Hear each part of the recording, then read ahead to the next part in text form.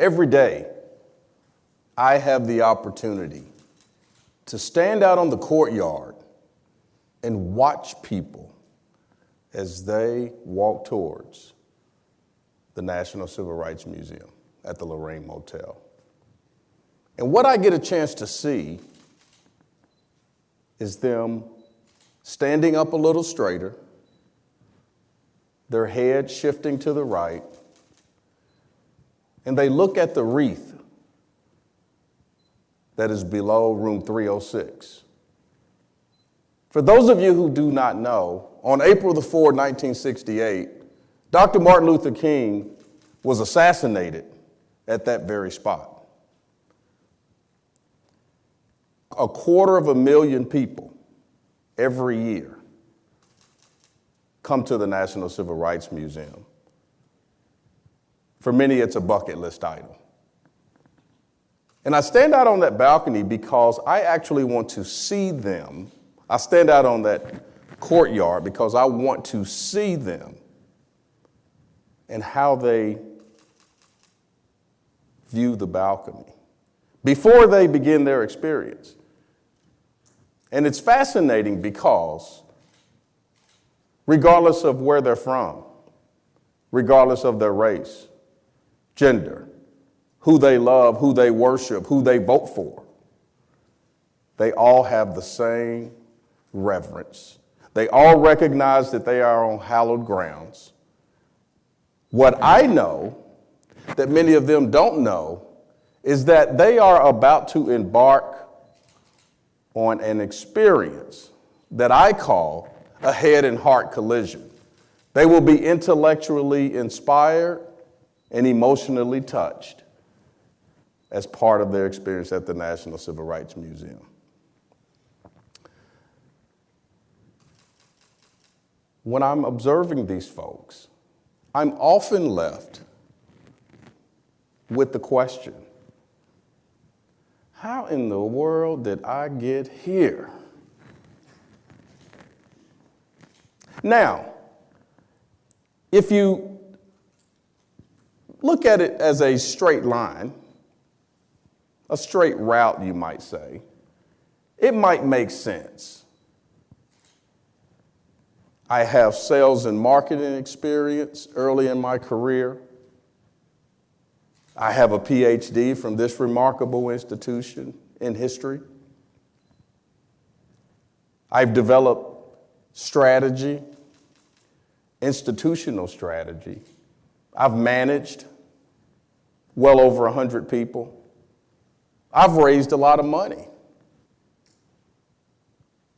All that sounds fine and makes sense. But if you want to know how I really got here, buckle up. Unbeknownst to me,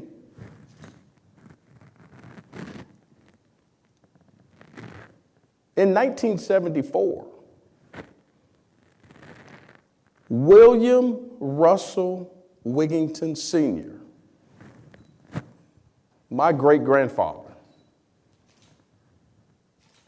touched me and shaped me. William Russell Wigginton Sr. was a man small in stature, 5'6". By the way, my great-grandmother, Emma, was about 5'9", and she was in charge. A man small in stature, but from my 8-year-old eyes, every room that he walked in, he lit it up, and people responded to him.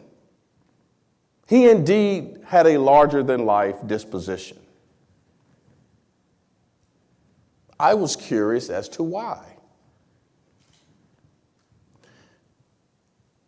As I watched and listened, I learned that he worked for the Louisville and Nashville Railroad as a red cap. A red cap was somebody who toted bags back in the day when people traveled by train. routinely. And when you think about the image, the stereotypical image of who toted bags, of older black men toting bags at the train station, that stereotype did not connote who my great-grandfather was. Because what I knew is that he owned his own home. My great-grandmother never worked outside of the home. He had the wherewithal to send his 3 children to college. Despite being born in 1899, that's just a couple years after Plessy versus Ferguson for you non-history majors.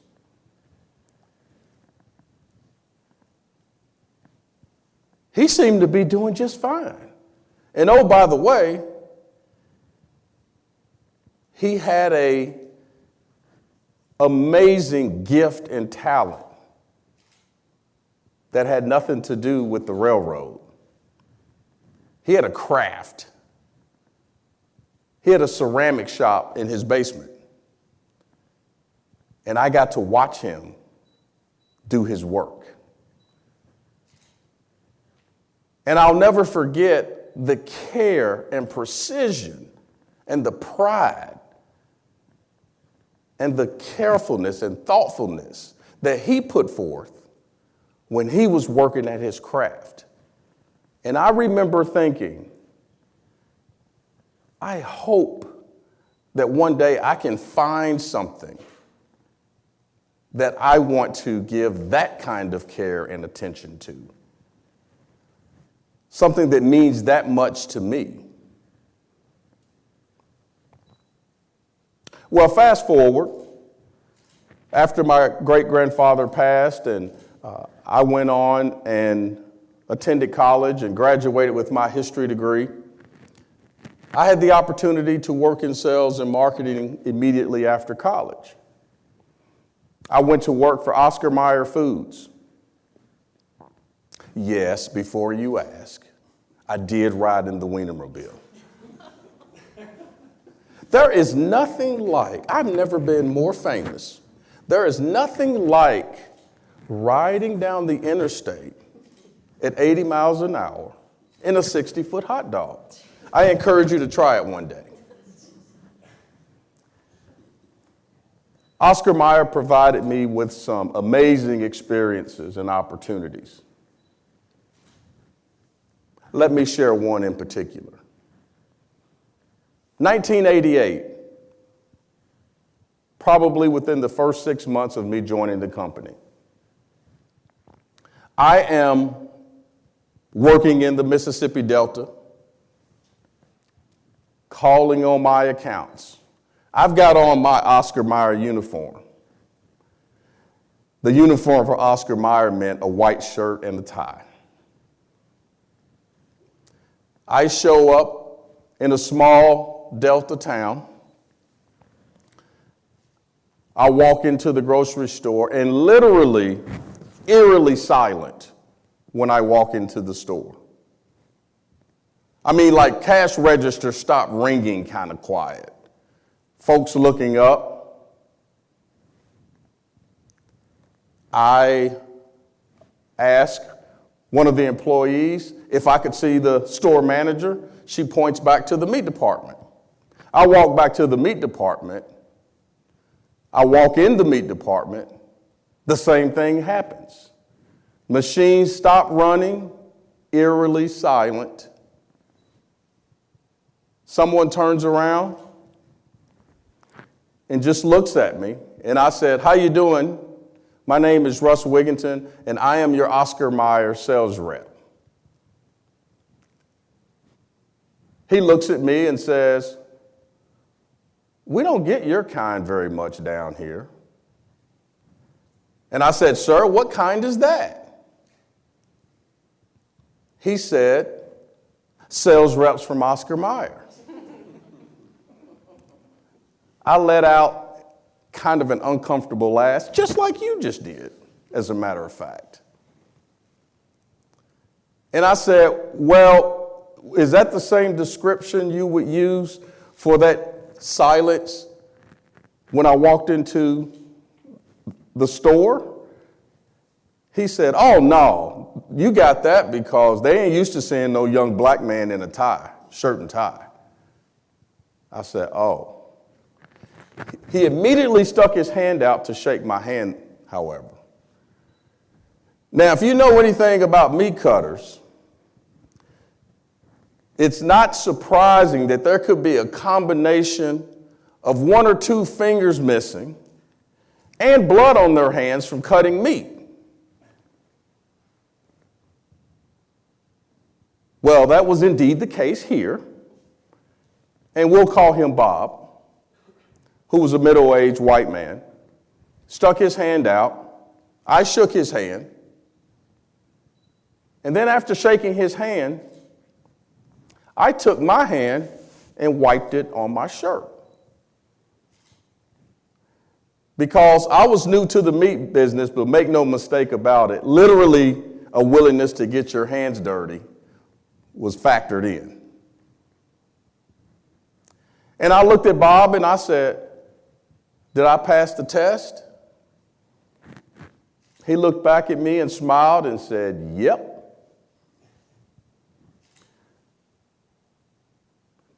You may or may not be surprised that over the next couple years, Bob and I did a tremendous amount of business together. Anytime I would come to the area, Bob and I would share a meal. I had the pleasure of meeting his wife and son. His son, by the way, was named Clay. And I said, Bob, that's an interesting name. How did you guys arrive at that name? He said, well, my hero, who's now Muhammad Ali, used to be called Cassius Clay. And I said, well, guess what, Bob? My parents went to high school with Cassius Clay at Louisville Central High School, Louisville, Kentucky Central High School.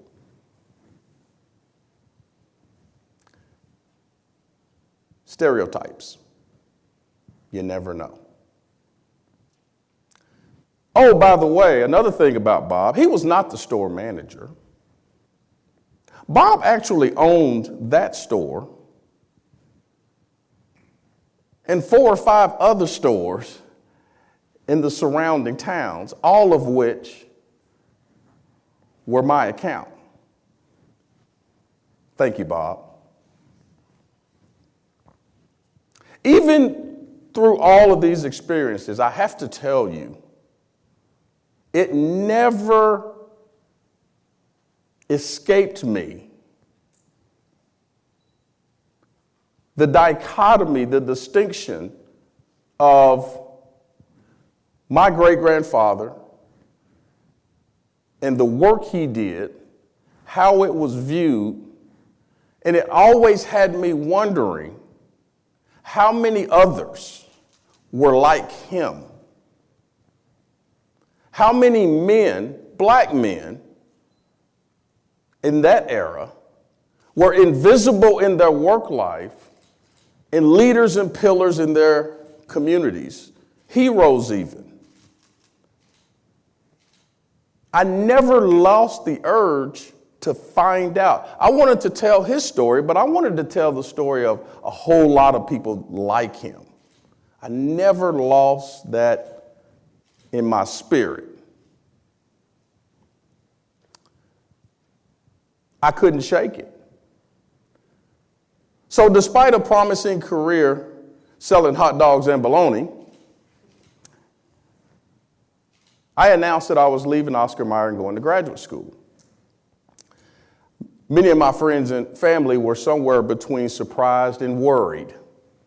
I even had a really close friend from college who said, You weren't even that studious in college. Are you sure you want to make that decision? My boss at Oscar Mayer said, you are up for promotion to be a district manager. You'd be only the second African-American district manager in this organization.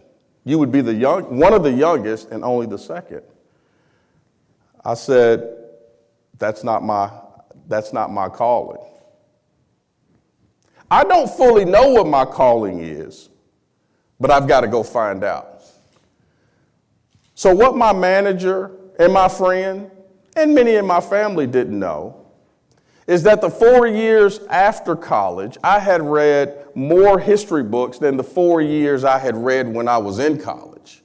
What they didn't know is that I had been studying for the GRE for a year before taking it. What they didn't know is I had made contact with my top 5 school choices with the professors I would potentially work with already.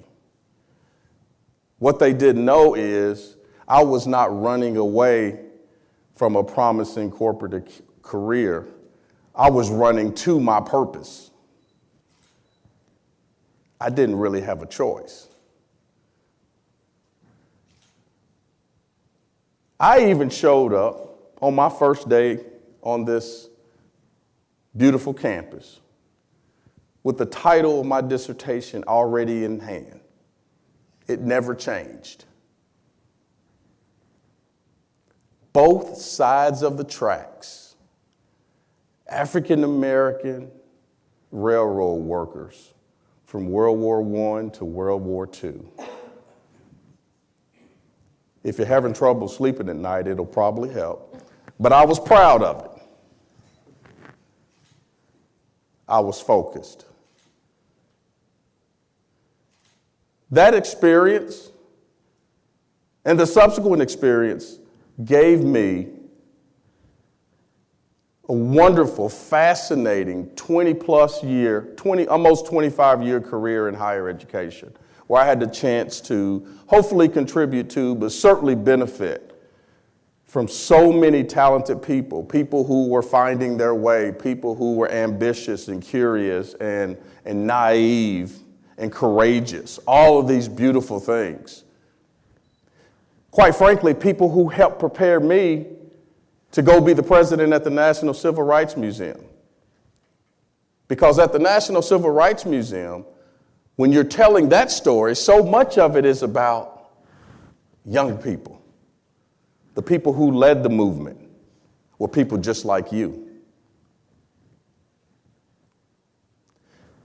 It helped prepare me to be at the place that honors the legacy of Dr. Martin Luther King, educates about the American civil and human rights movement, and serves as a catalyst for positive social change.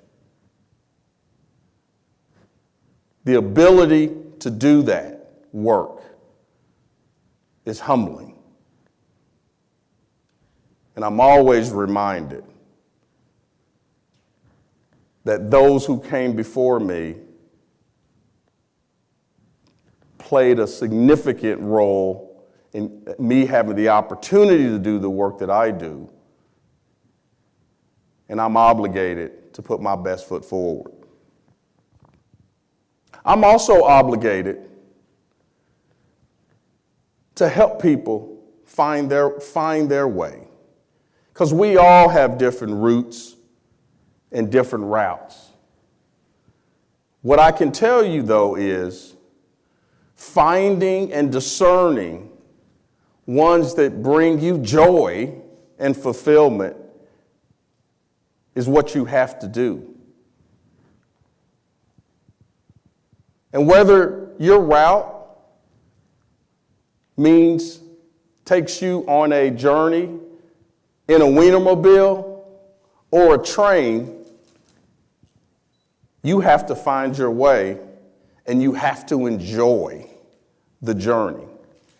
I'm going to leave you with some words from my great-grandfather, who in 1970, on this mug that sits on my shelf right now, shared, "For you, good luck." Thank you.